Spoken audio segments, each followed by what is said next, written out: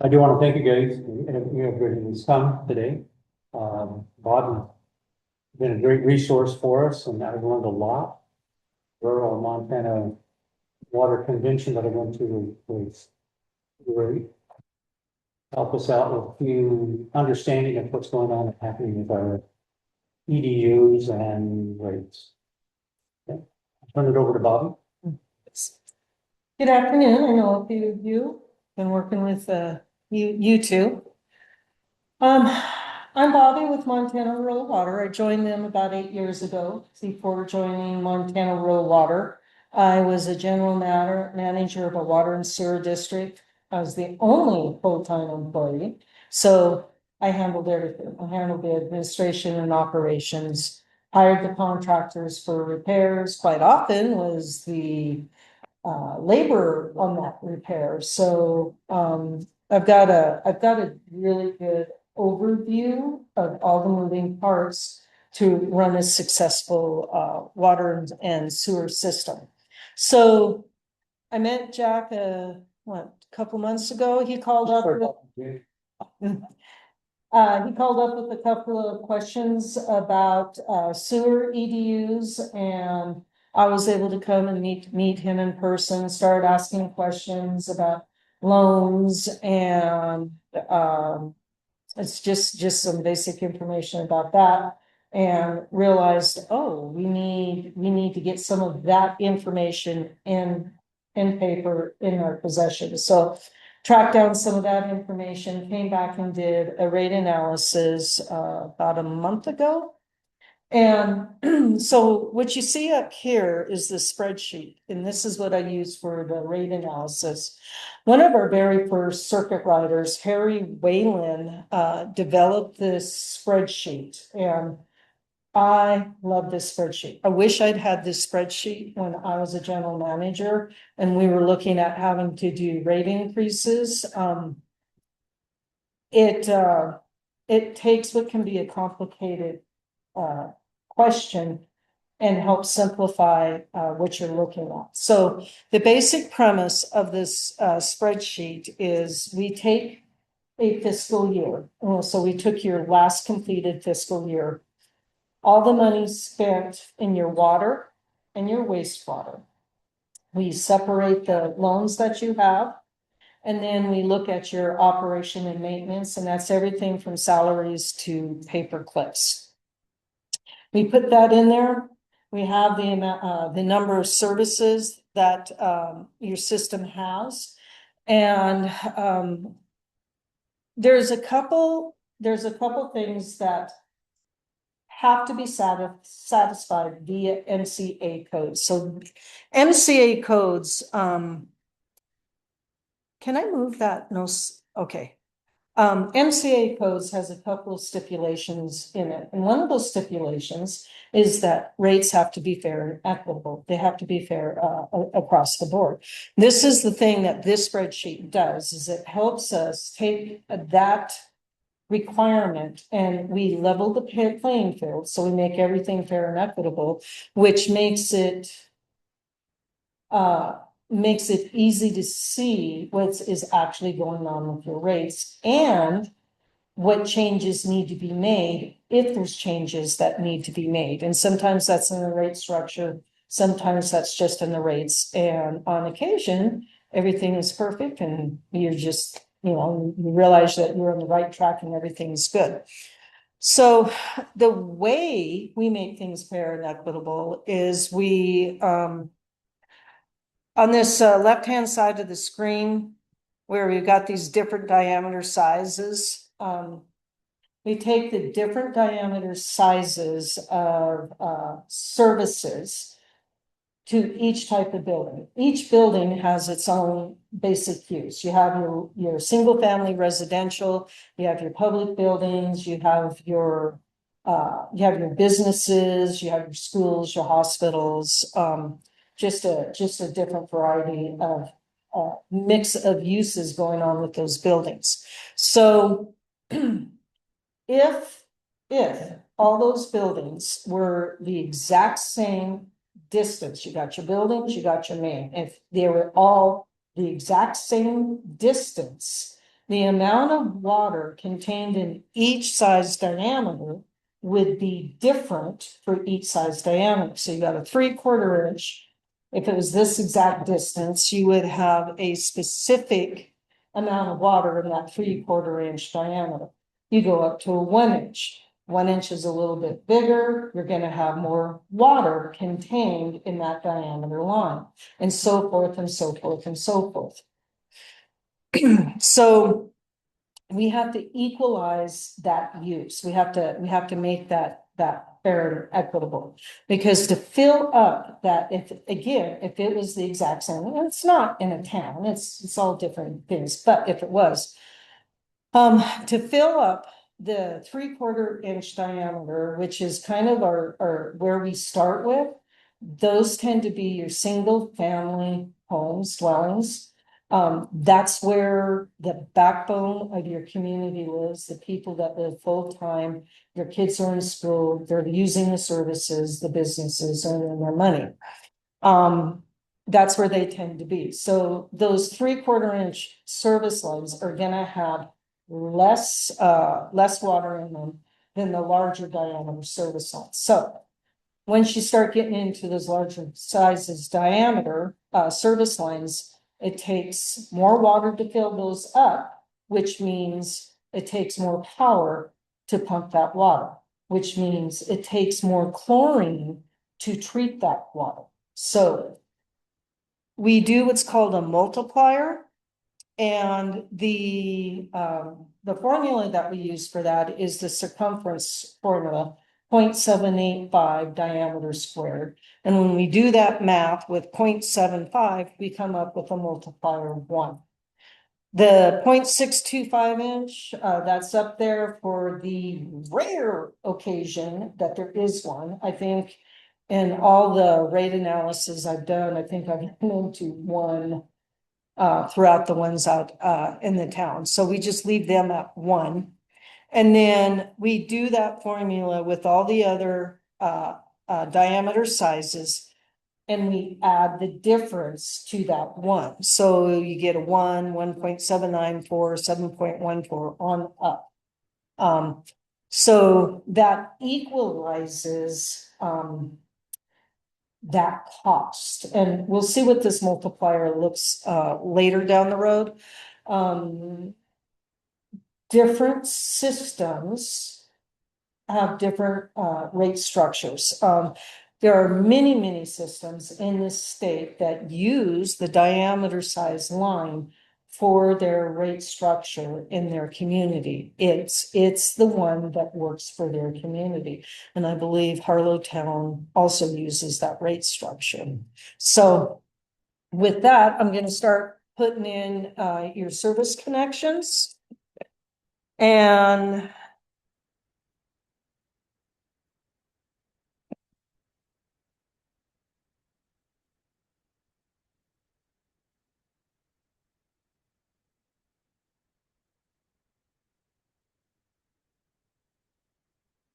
okay, so we're going to stop with the service connections for the moment. And the next thing we are going to move to is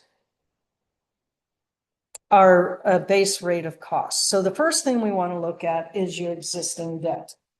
Harlowtown does have both water and wastewater loans. I think you have a total of 5 loans, 2 in one and 3 in the other. Okay. Okay. So anyway, we take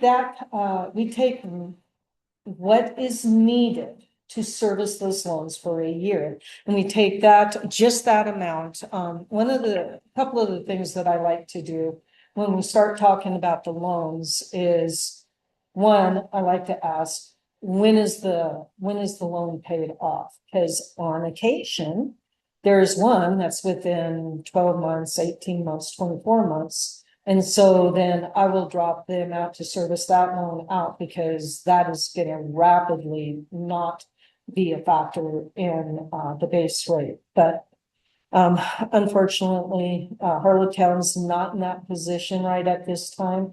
All the loans are at least 10+ years out before they'll be paid.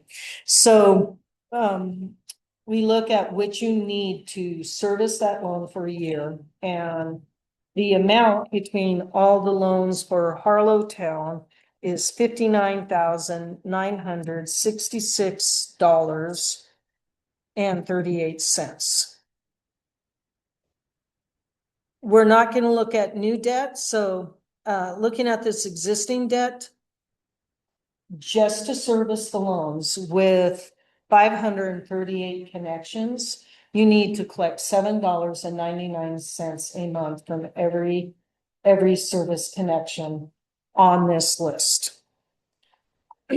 So new debt, that's not something we're going to discuss at the moment.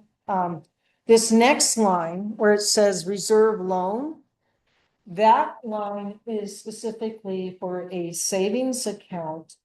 All the loans, whether you're SRF or rural development loans, have boilerplate language that says that you have to collect enough money and put it in a savings account to service that loan for 1 year in case something catastrophic happens in your community. And that goes back to like your emergency response plan. What catastrophic could happen here? Fire, flood maybe. I think those are probably the two main categories that would knock things out of off kilter for at least a year. So that new debt or that reserve loan requirement has been satisfied. Harlow Town does have enough money in reserves to service those loans for a year. So we do not have to calculate how much you need to finish saving to meet that requirement. So we can move on from that. And that's on the water side, talking about We're talking about water right now, yeah. Okay, so O&M, that's operation and maintenance. That's everything from salaries to paper clips. Every dime spent in that year period to maintain the infrastructure, deliver that water, treat that water, all of that. So in this case, the amount spent this last year was $570,062.24. I did not like that.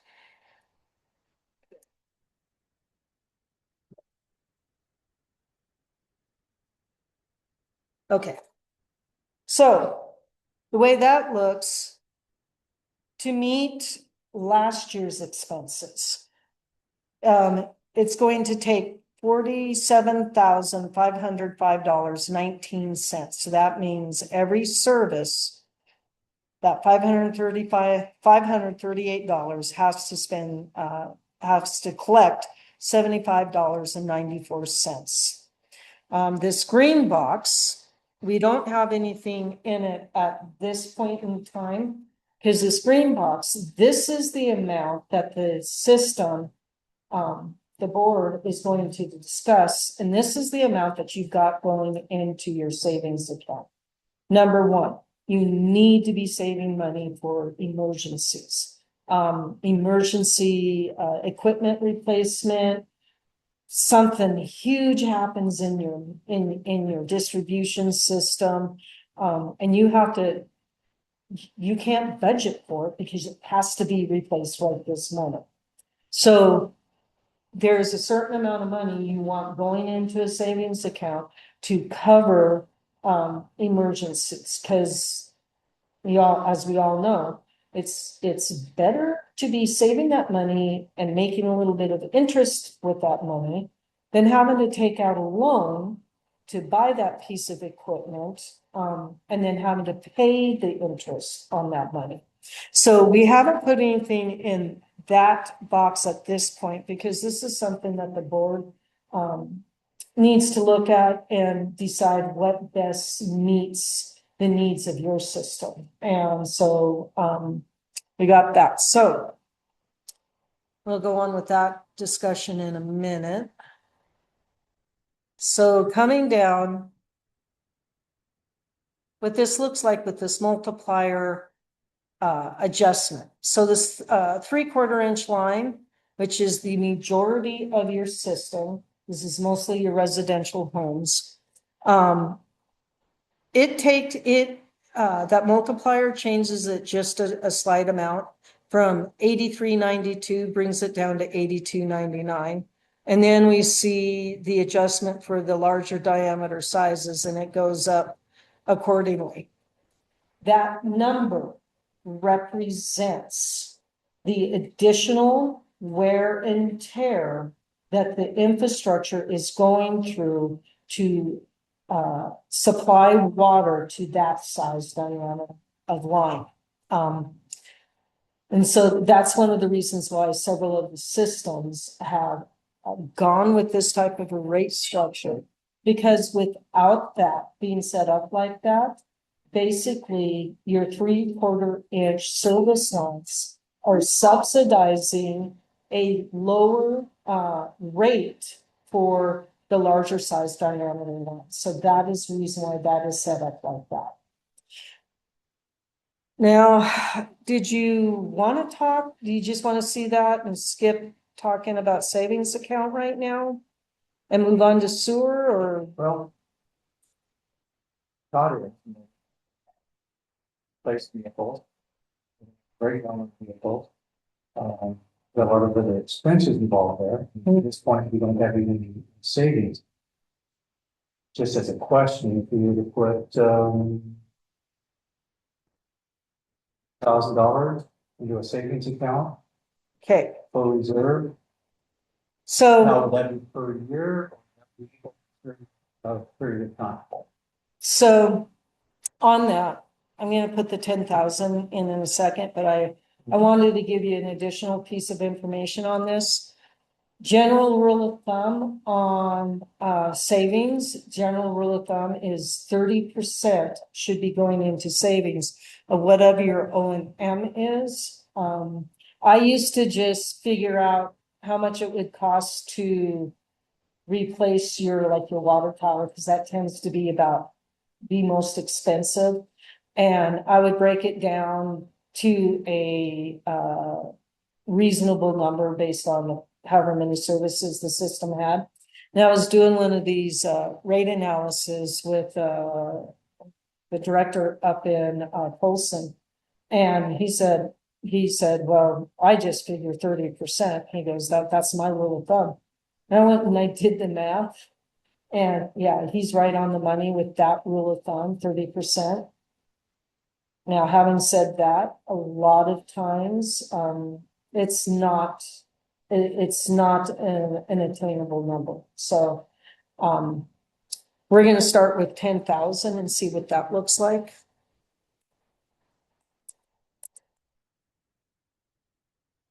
So a goal of saving 10,000 a year would be $1.33 per top per month. If we aimed for that 30% number.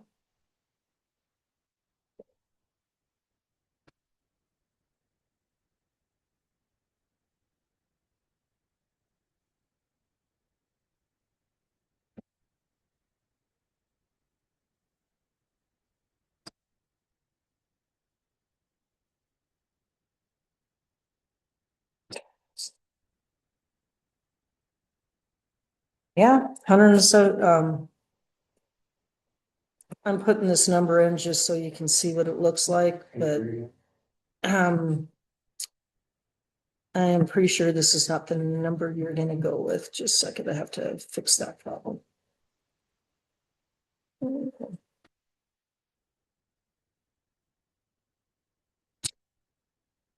Um,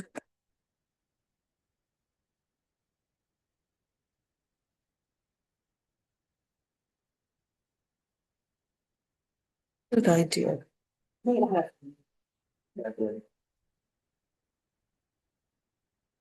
Okay,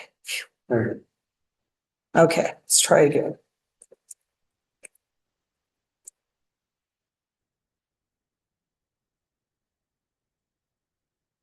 So if you went with the 30%, that'd be $22.78, which would raise your rates to $106.70 just for water. And I know that's sticker shock. So, that's, yeah, so that's the reason why we started with the 10,000. Cause we need to be putting something in the savings account, but it's also got to be something that is attainable, something that, okay, yes, we can do this, every single month. But it's also got to be enough to make a difference. And, cause eventually, what's your oldest truck that you've got in service right now? 1973. So which average age of the trucks that you're driving around right now?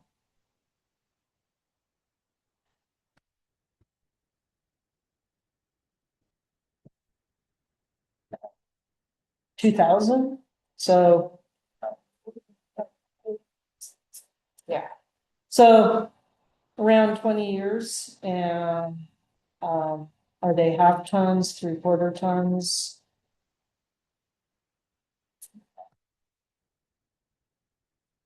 So we're looking at around 30,000 if you're trying to buy new. So it take, We just paid 22.4 for a half ton that was 2016. Okay. so So, again, it's just, yeah, we pick all that. In fact, one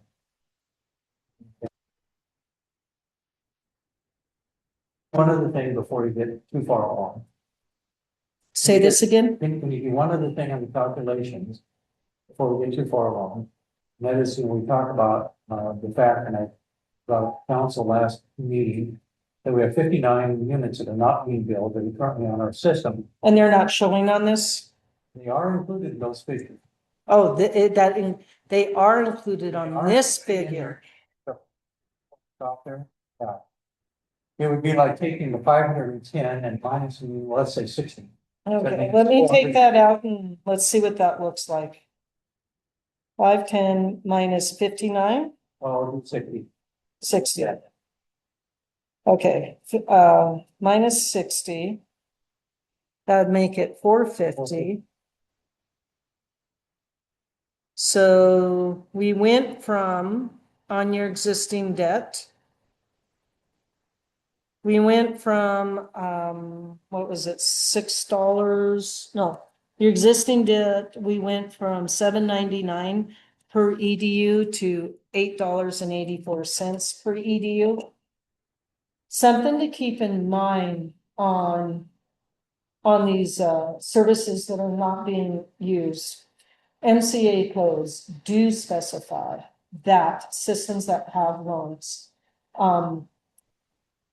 properties that even if they're not using the services, those properties have a financial responsibility to helping to repay those loans. Because the thought is even though they're choosing not to use the service, the option to use the service is there. And say you and I are neighbors, I'm not using the property, you are using using the service. We go 10, 15 years down the road, all of a sudden, you know what? I'm going to build something, I'm going to start using the service. You have 15 years as the full-time resident paying your fair share and my fair share of repaying that loan. And meanwhile, I've not had to bear the financial responsibility for that at all. So I'm getting a heck of a good deal if I don't activate my property. So MCA codes are like, yes, it is, whether the property is being used or not, that property has a financial responsibility to help repay those loans. Most systems,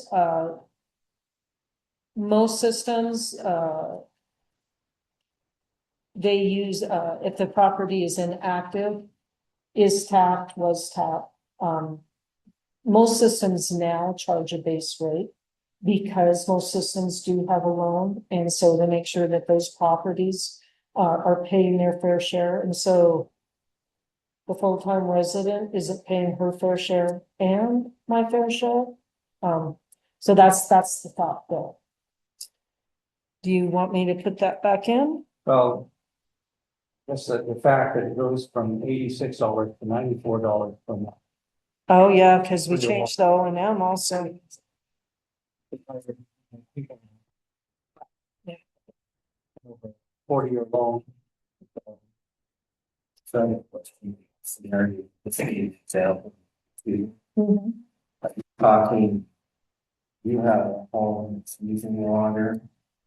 You have a vacant house. No, it's the vacant house. Well, you're right. My question is, comparing two service lines. Not looking at the service line size. We're just talking about the financial responsibility. When you buy a property in a service area, whether it's a water and sewer district or a municipality or town, there is that property is part of infrastructure. And everybody has a responsibility to help maintain that infrastructure. Now, the cost of the water, that's a different service. If you're not using the water, then no, you shouldn't be paying the water. But that infrastructure, that piping is there and available for use, whether I'm using the water or not.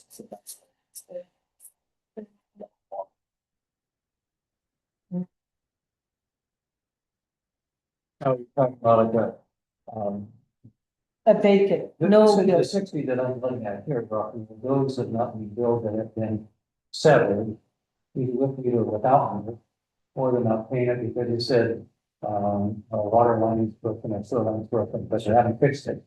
So those are the ones we cannot build, even though they are active on our roll as we should be built. So if you own 4 lots, I don't, it's no water.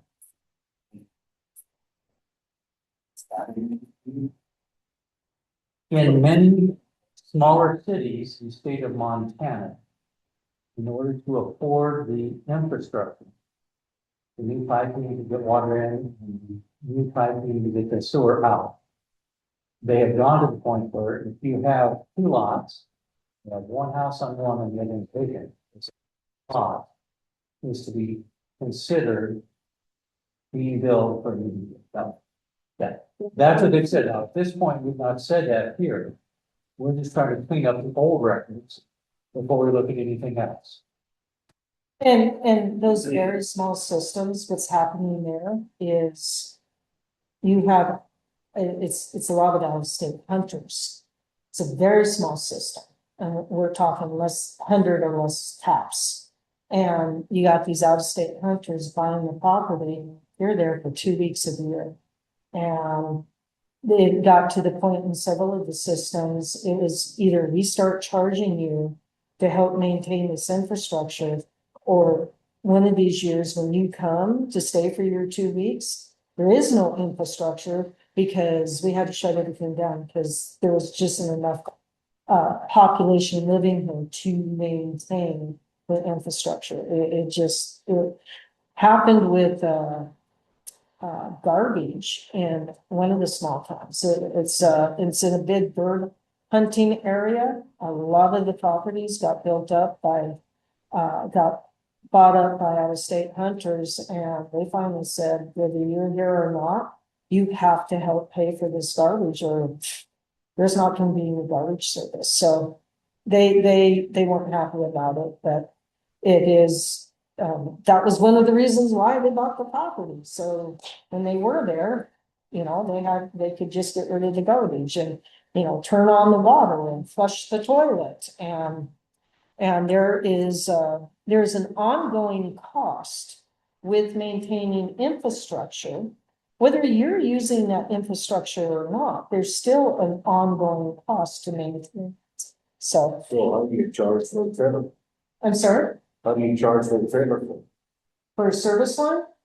So that's where, I would start with. Number one, they have to pay whatever their share of the loan repayment.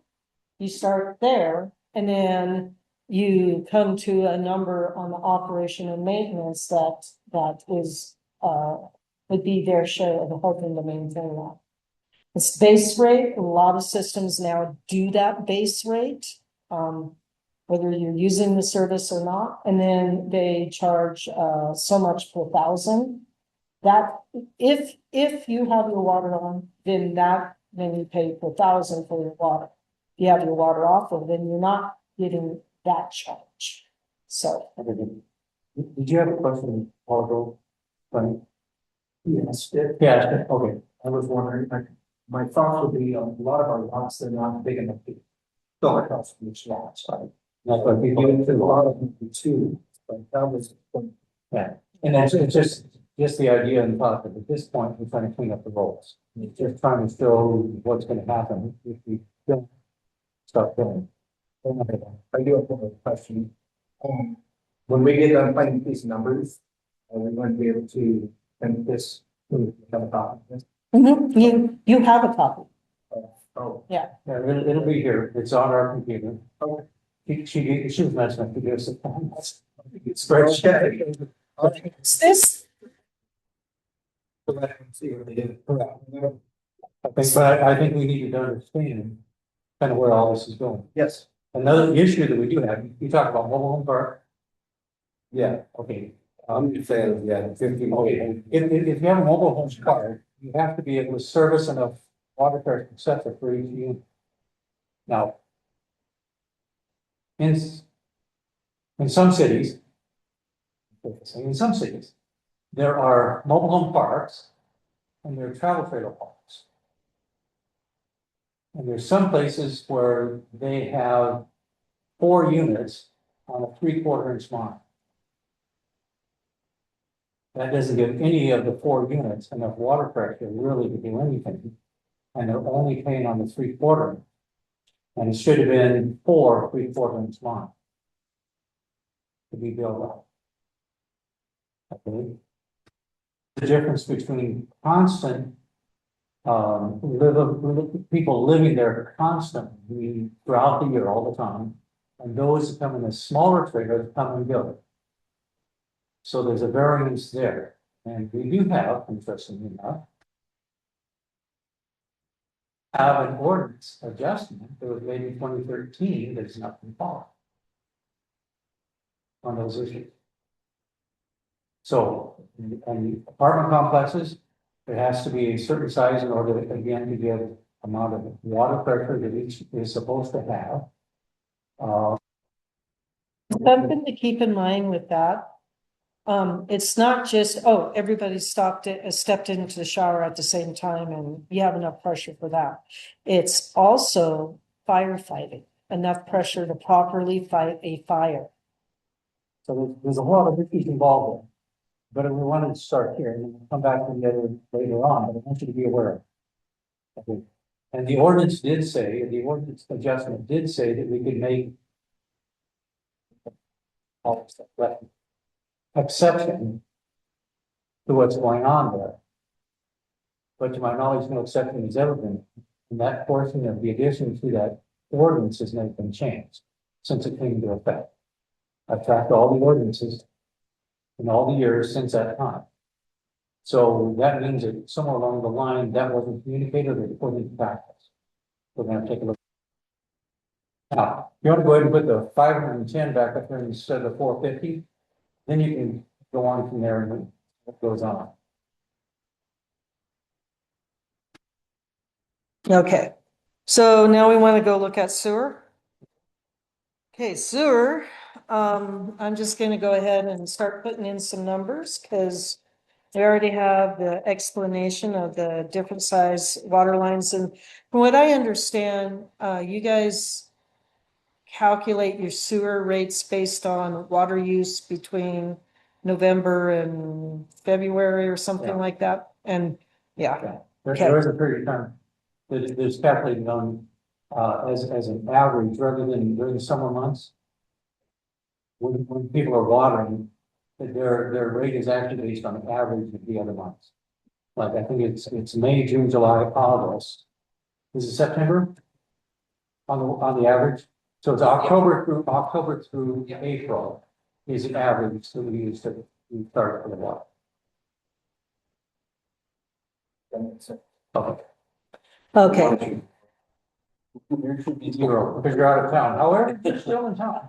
So you have 522, so this line here where it says 3 WRD and SRF, I was just, up on the top, we had 522. I'm sorry, what are we looking at? It's 522. Oh, that's right, because we do have. FYI, have people out in Tuckertown that are on our sewer. But they have their own water. The other thing to remember too is we have two houses up by the golf course that we cannot get sewer to, but they're on our wall. So just. It's not- Keep in mind.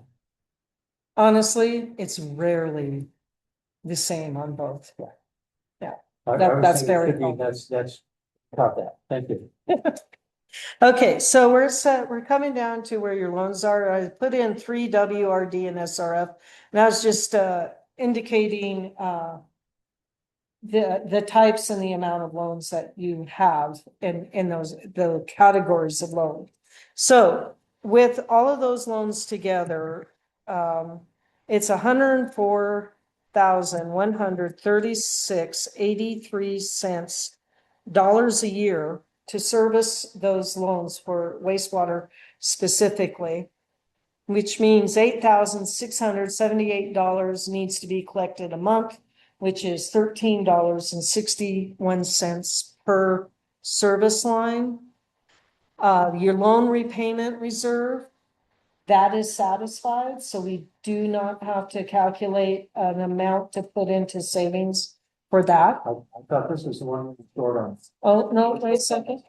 Nope, you caught me. You're right. Thank you. 21,459.78. That's from what we have. That's what you need to, That's what we had in one of the accounts that closed, was the 22,000. 43,000, okay, so that's what we need in addition, yes. that's only 60,000, and don't you need, So you need to get your reserve loan all the way up to where it needs to be, need to collect, for 1 year's worth of repayments, you need to collect. oh, that's right, Yeah. okay. I was just still coming up about 40,000. So yeah, if we do that per year, Yeah, to try and build it up, how many years did we split that in? 3 years. Yeah, because I think we tried 5 and 5 that was not a good number. So 20, the goal is for the next 3 years, collect $21,459.78, breaks down to $1,788.32. So $2.80. So we're already up to $16.42 just to service the loan and satisfy the boilerplate directives in those loans. So the good news is in about 3 years, that additional 280, it's probably not gonna like, oh, we're lowering your bills by 280, but you're probably gonna be able to shift it from going into your reserve loan repayment reserve and shift it just into your reserve accounts. Okay, so then other O&M. You spent $298,560.82 last year, which breaks into $24,880.07. And that is $39.02 that needs to be collected to service the O&M. And remember, this number right here, this is last year. this is what you spent last year. So this particular number is never gonna go down. It's always gonna be gradually going up. I encourage systems to look at, do a rate, use the spreadsheet, look at it once a year. Look up what the cost of living has changed for the year. Normally, it's somewhere between 3 and 5%. And whatever that cost of living, like last year, I think the cost of living changed like 3.25%. Whatever that change is, raise your rates by that much, because power and chemicals are never gonna go down. And I know that you're now getting your water from, yeah, and so they absolutely are gonna be doing something along these lines every single year. And they will be adjusting their rates every single year because power and chemicals never go down. And then there's other needs. Salaries have got to be adjusted every year, because if your employees start losing too much buying power, if you think, oh, we're not gonna raise rates this year, well, just, salaries can hold. Well, that's great. But your employees are losing buying power, and they hit a critical line. And now all of a sudden, the employees are like, I can make more money over here. And if you got good employees, you cannot replace good employees. It's always going to cost you. I think our director, he used to be the director of Helena, and he figured it costs the city around $50,000. When they lost a good employee, he figured it cost the city at least $50,000. In losing the experience and that training, and then having to hire another person and train that person. And he said, and it was at least a good 5 years before hired a new person, and the training and gaining enough experience that they were the cost finally equalized of having that employee. So that's something to keep in mind. At the rural Montana convention, one session that I attended, Bob there, with the person there said they figured they lost $100,000 Okay. if they lost a good employee, because of the certifications they have, because of the knowledge, because of the experience, equipment that they were used to working with in our system. Mhm. He said, to train somebody up to that level, it costs the city $100,000. So I wonder if that figure also included, so we're talking about the training, but there's also a learning curve. And with that learning curve, you can have a good employee, but they're gonna make mistakes, and it's gonna cost money. Something's gonna have to be repaired or fixed. When they replaced me, there was a $30,000 mistake that was made. And it was, and nothing on that employee. It was just, they didn't know what they didn't know. And also it was a system, it's a one person shop. So they didn't have somebody else to go to and talk to. And what it was, they'd hired a contractor for a repair, and they didn't know that, and it was not a contractor the system normally worked with. And they didn't know that contractor was renting their equipment. They had to order a part. And that contractor just let that rented equipment sit next to the hole for a week, instead of saying, hey, I rented this equipment. And of course, they charged it all to the system, and the system gritted their teeth and they paid the bill. But that contractor, and I don't even know if they're in business anymore, because I'm sure that's not the only person they did it to. But that's just an example of how the hidden costs of training up a new person. So, hmm?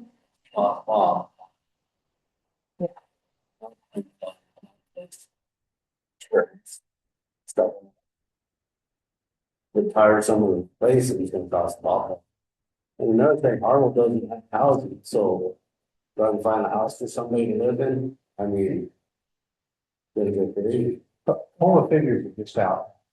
And Pull the figure, 2.8 Oh, wow, is what, cost of living yeah. allowances Is that this year? Okay. just came out, so it's. Okay, so anyway, that's just something I encourage citizens to do is to look at the cost of living. Once, because it's not been that long since you guys have looked at your rates the last time, but there was quite a bit of inflation in that time period. So you're looking at probably a little bit bigger adjustment than you would have at a different point with, with lower inflation. A lot of the systems that I did rate analysis with 5 years ago, they had a huge adjustment that they had to make. And then now they're looking at another big one because the inflation just kicked everybody's lunch. So, okay, then our last line, our asset reserve replacement, again, that's your savings account. That 30%, looking at probably $180,000. So, a year, no, not 180. No, that's quite a bit low. Sorry. 39.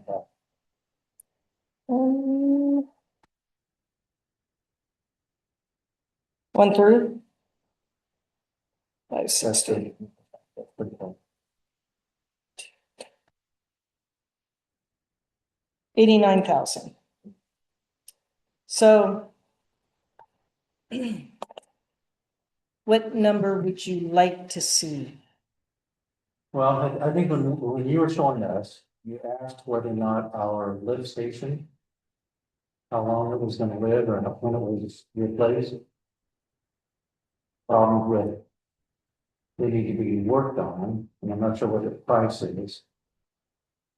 And I think you said something about kind of a round figure for replacing roughly $400,000, So the most common price I hear quoted for pumps for lift station is between $30,000 and $40,000. $40,000. Yeah. Do you know what your last pump cost?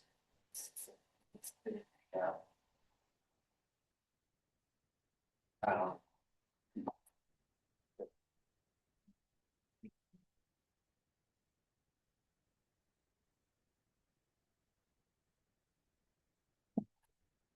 Okay, So, place those pumps into here, fine.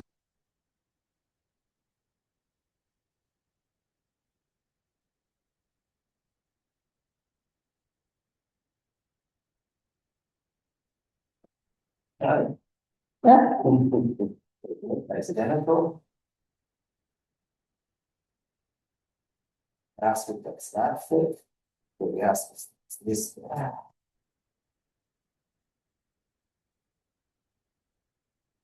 can you replace the gaskets? Yes, so now we have a serious contract with them. So to keep them on.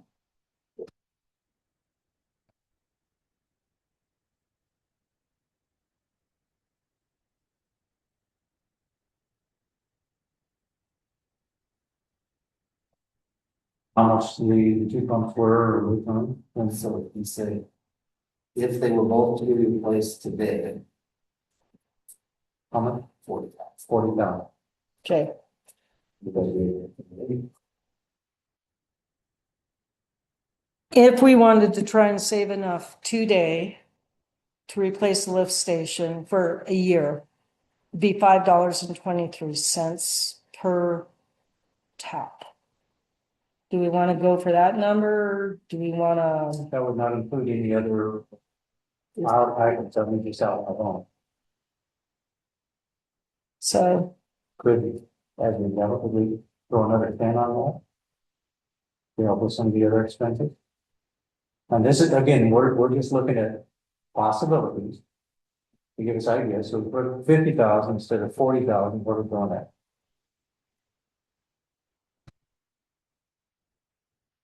$6.53. Just an FYI.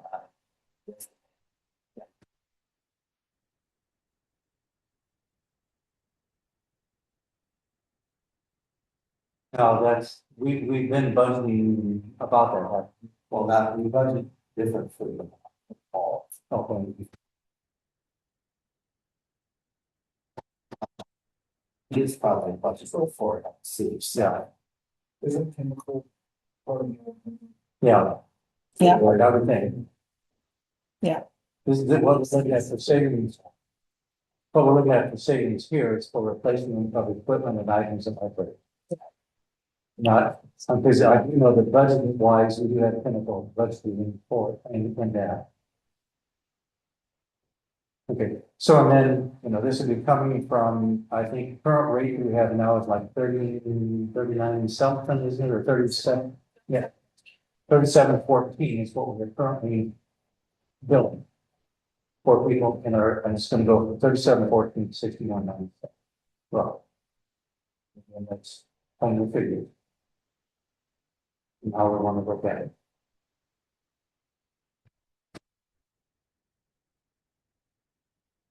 Water's gone up, I think it goes from 7614 or something like that. Up to that other figure that we had up there with on the last one. No, So I put the it's 510 back. Yeah. We put that back. Okay. So 8526 as opposed to 7614. And that's just for water. And Base rate. So one of the reasons why I get so caught up in the rest of the conversation that sometimes I forget an important point on your reserve asset replacement. So one of the reasons why that it was put at $10,000 is because you do have a charge per thousand. That charge per thousand is not figured into your base rate because that charge per thousand is variable. That's going to change every month based on use. This reflects what you got to collect every single month to spend at the rate that you spent last year. So that charge per thousand, that's money that you also put into your reserve account. That way you're not slowly getting behind your expenses.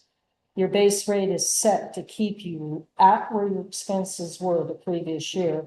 And then that charge per thousand helps keep you moving forward towards savings. So when you have to replace equipment, you've got the money to do it. And when you're talking about that, you're talking about the actual cost on the water. Correct. The charge per thousand. Correct. And ours through Central Montana is on a tiered basis. If you use 2.568 million gallons, then it's at $1.25 per thousand gallons. For another 2 million above that, 2.248 million, it's at $1.50. You go above that rate, it's $2.10, $2.50 per thousand. So they're doing the stair step. We said, or it has been said, that we charge $1.75 per thousand gallons. If the last 12 months bills, January of last year, charging $1.75 per thousand gallons, we have a sugar tag, and we're at this point what's going on because of our finances. We made an extra 13,000. That could go into zero. Why would the city decide to charge a higher rate on it? Now, we did find out too, that on the sewer rate, we could bill them, and that's on the sheet that I showed you last council meeting. Where we're billing at $1.75 for every 2,000 gallons. That would be another increase in our charge. Had not perfectly been put into the system, but that would be coming out, that we would be able to put into the reserve for the system. So that's how you kind of help build your reserves for costs that are coming down the road. As you're building those reserves, you can decide what percentage you want to earmark those reserves for specific things for the replacement. This percentage, this is to either paint and fix the water tower, because you're gonna have to have inspections, and eventually you're gonna have to have have it recoded. And then with you being a consecutive system, staying on top of your meters is gonna be really important. Because you're being charged for every gallon that crosses into your system. You're gonna have to be very conscientious about tracking at where each gallon goes. And water meters, general rule of thumb with water meters is the older they are, the more inaccurate they are, and it's always in favor of the customer. They start letting more and more water go by without accurately measuring it. There's several systems I've talked to. They'll have somebody call up, oh, I didn't use that much water. No way I used that much water. Well, we'll change out your water meter. But you got to sign this piece of paper that says you don't get your old water meter back. And so they're positive they didn't use that much water. They signed the paper, they put in the new meter, and they're right. They didn't use that much water. They used more. I want my old meter back. Nope, can't do that. So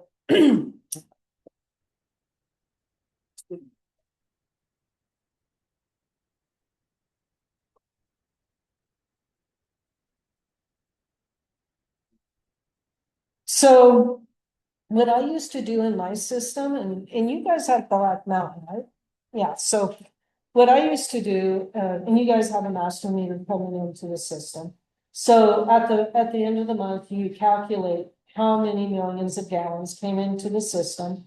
And then the billing journal that is generated by Black Mountain when you run the bills, it will tell you how many gallons you billed for that month.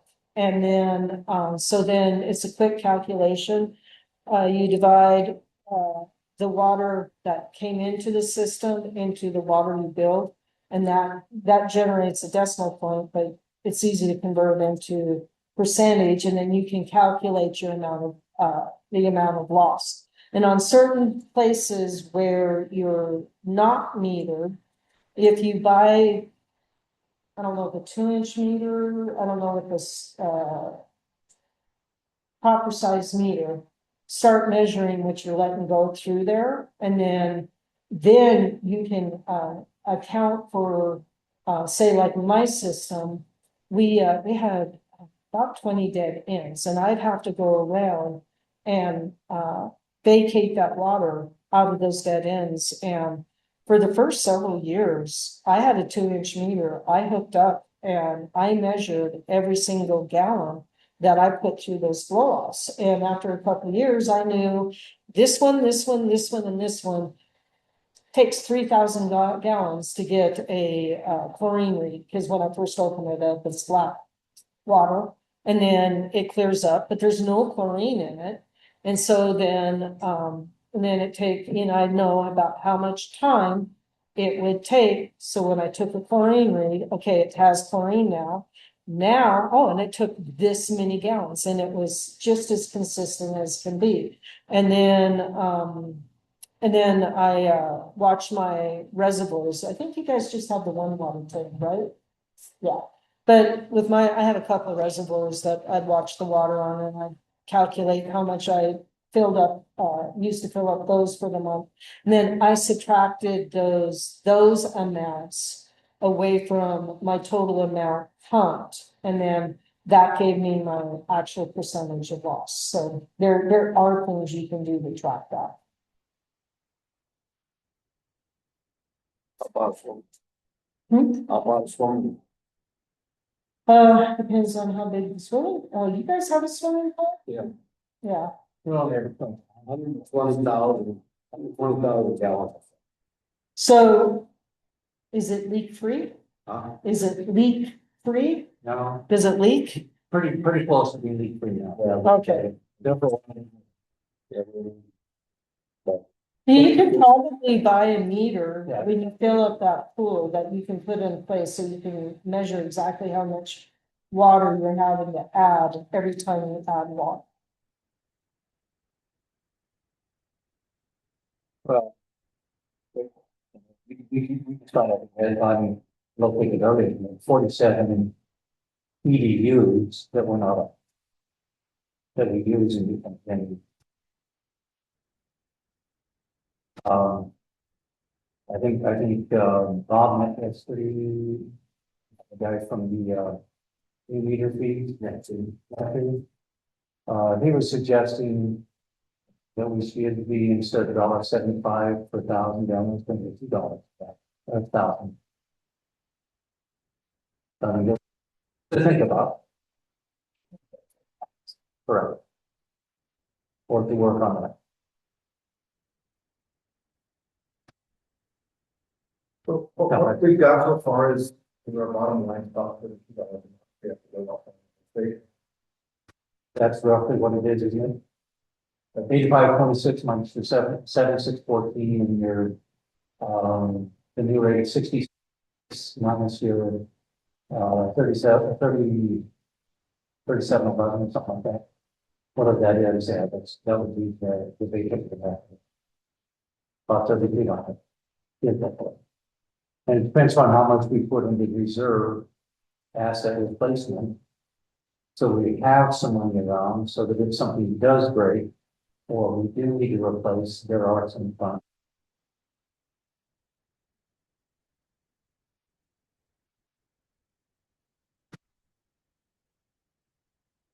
Other questions? When you say they make a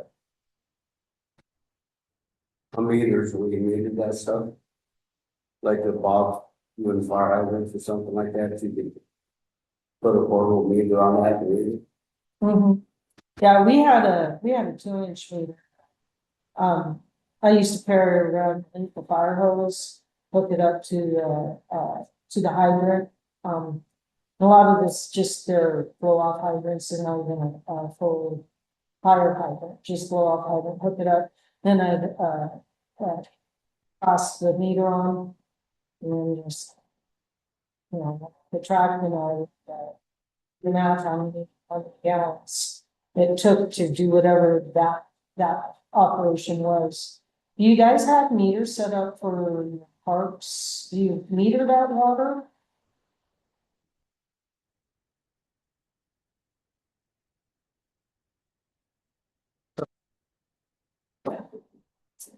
Yeah. So are you using Central Montana water for that, or do you have can you use a well for that, for the park water? There was a question on that. One of the questions, well, when we signed the paper with Central Montana, they said did not have any operational wells. Is that correct? Okay, They activated stuff. Oh, and then we took a look at what it would cost us to put the park on one of the wells that we have. It's also one artesian well. But then the issue came up that everything we put that on, then we'd have to say it's non-potable water. mhm. And that would include all of our camping spots down there. And it came down, the only Oh, ones we could use it on was some of the hydrants and 1 2-inch line. So it came down to where. it wasn't over cost half of them effective. all be, it'd be better just to keep them on the Central Montana water than take those off. So then the cost factor, putting the well, and you have to go under the slough and back up with our piping in order to service those lines. So it was virtually a non-issue. Yeah, Because of that.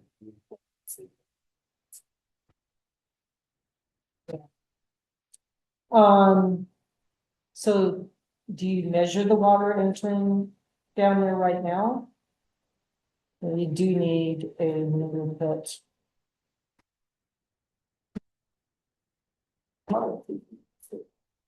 Unless you- Yeah, it's not, We make meters that can live underwater. Yeah, Or could we just put one above?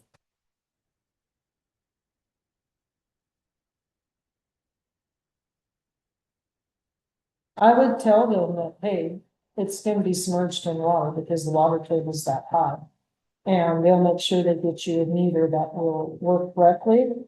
Cause your insulation pad, when you put it down in that meter pit, it won't freeze all the way through.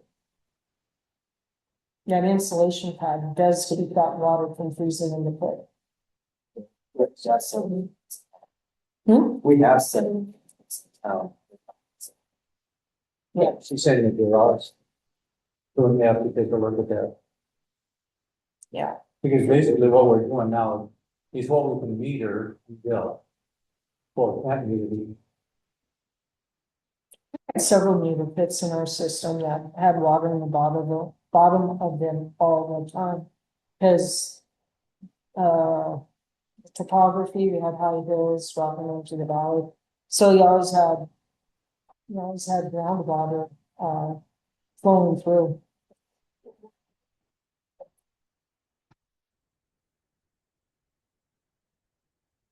where it come from?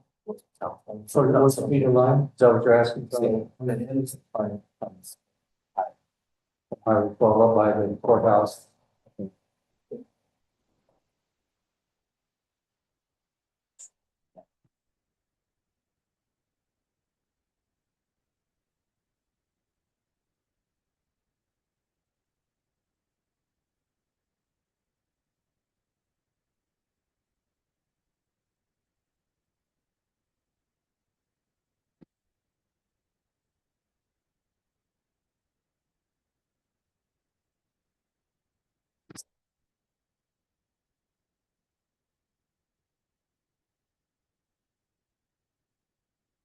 Or you have to go in, yeah, I call it the slew. Farms you have to go, I mean, that's part of the. That's.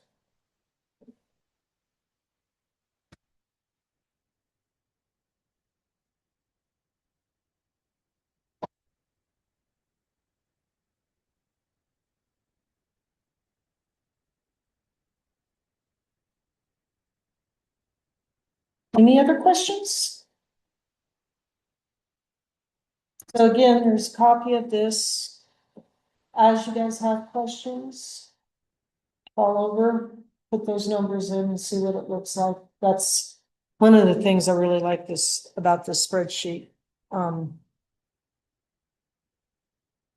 It shows you what you absolutely have to have based on what you actually spent. And then it allows you to answer questions. Hey, we got this need, we got this equipment, we got this. And then you can put those numbers in and play with how much you want to try and save a year and what that looks like. you're saying a lot of communities are taking these houses and sitting in charging for water.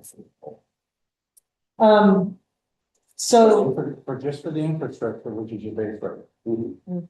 So as an example, currently we're billing them at $115 and what's coming? 79 cents. So that's what they would be billed for. Because there's no water use. The base rate, which is the needed money to cover the infrastructure costs of the system we have in place. Now we got 59 on that. yeah, so that base rate is just maintaining. It's, okay, I'm not using the water, but one day I do want to.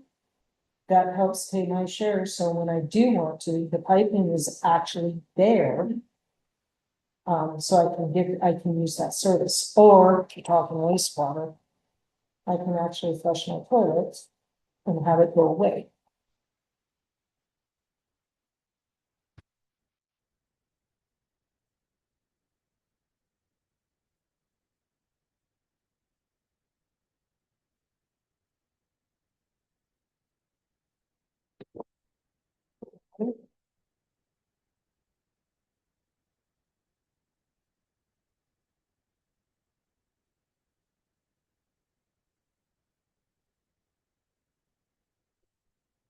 Well, this is hopefully information that starts to make sense. You can kind of understand where or why it's coming.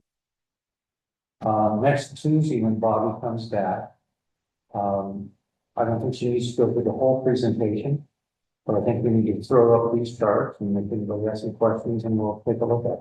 Yeah. Is that okay? Yeah.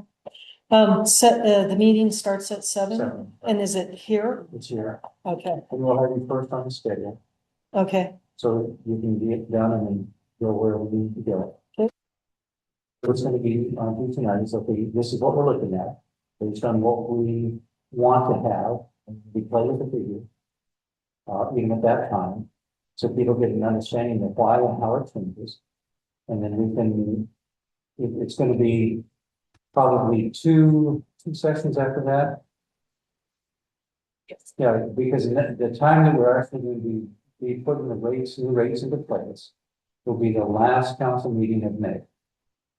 And we'll have to advertise after next Tuesday. We'll start advertising for public hearing on that day. It'll be the 26th, if I remember right, 26th of May. So then we can vote on what we want to have, or what we feel is the agenda. You're gonna copy of these, that's, Yes, that was the process. yeah. We can do that. Okay. Okay. I appreciate it very much. oh, you're welcome, glad to help out. Any other thoughts? And one thing that I want you guys to start thinking about. You came across it in some of the stuff we were looking at, and it's called. Not EDUs, Etsy, you're talking about the sewer equivalent. no,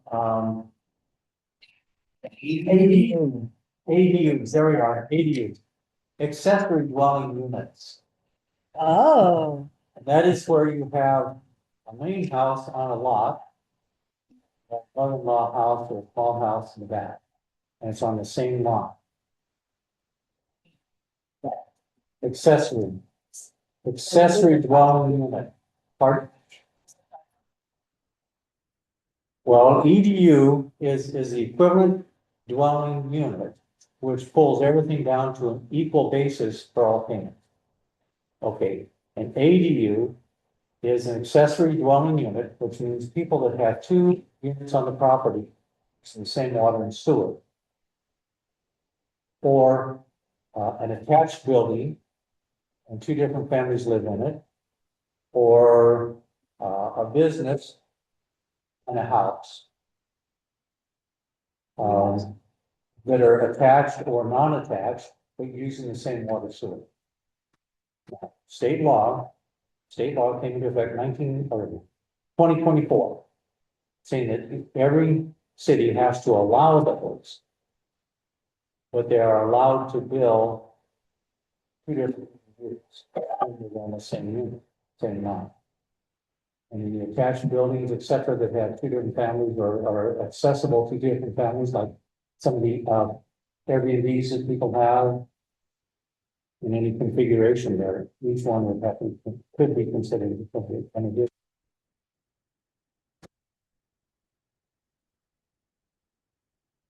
Correct. Correct. Well, yeah, because that would be at a base rate and the water rate would be calculated on the first. I'll have to go back to the actual reading on it. In fact, I've got information for the ordinance committee on that. So just an FYI to pick out too. Something that a lot of communities have to deal with, and we do have several. And that would also be looking at some other different configurations of that. We'll talk about that. is it specifically municipalities, or did that include water and sewer districts? Something tells me that well, it would have to be on water and sewer districts too. Because these are what So the thing with water and sewer districts, usually they have a very defined amount, population cap Mhm. that they can service.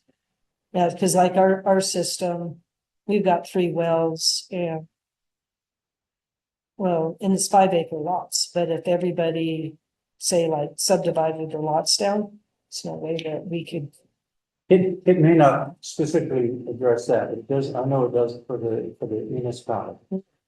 We have to allow it as long as they are built according to normal construction, water, sewer, and electrical setup that's legal. so they have to follow plumbing rules and construction rules and. Yeah. Yeah, because we don't want a great big fire hazard. Nope. Nope. And so that's something that, we kind of found out the other day. So Interesting. there are a whole bunch of issues involved with that. Well, it makes sense because housing is an issue. It's a big issue. And, you know, a lot of people, know the towns they have a unit out here that they're using for, they rent it out to people. And yet they're still using the same water. Mhm. And it doesn't have to be a permanent, I mean, all year round. But if it can be used for rental, et cetera, then it is kind of is.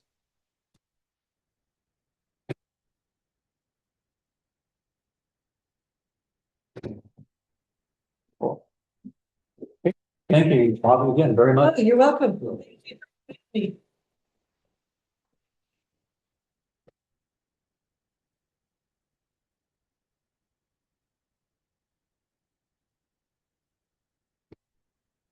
You, council member and it's here. Hopefully it answers some questions. What? Well,